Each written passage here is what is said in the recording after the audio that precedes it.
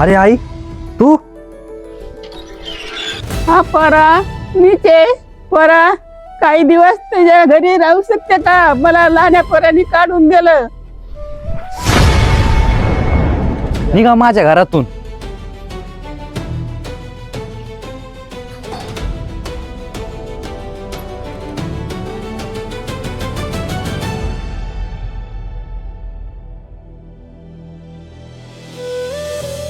आई परेशान नका हो, चला तुम्ही बसून घ्या.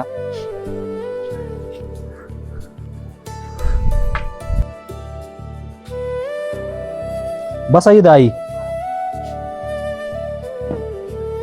आता सांगा काय झालं.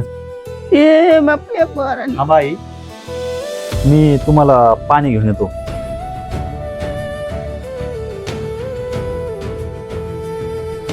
कल्पना एक गिलास भरून लवकर पाणी दे. आई आली. आई आली मग मी काय करू? त्यांना लाज कशी वाटत नाही डबल डबल घरी वापस यायला? कल्पना ही कोणती भाषा तुपली असं बोलायची? मला भाषा घेशा काही शिकू नका. मी त्यांना लिंबूच म्हणला घरच्या बाहेर काढ होतं आणि त्या परत तोंड करून इकडे आल्या का? अरे कल्पना तू देवी सारखी, आता तरी समजून घे ना. देवाची शपथ घेऊन सांगते, तुमच्या भाषेत तुमच्या आईला समजून सांगा आणि पहिलं घरच्या बाहेर काढून द्या. मी जर गेले त्यांच्याकडे तर मग मी नाही बोलन त्यांना. अरे या तुला कसं सांगू कल्पना, ती आपली आई आहे. थांबा, तुमच्याच्यानं काय होत नाही, मी जाते सारखा बाजूला. अरे कल्पना असं नको करू, ऐक तर.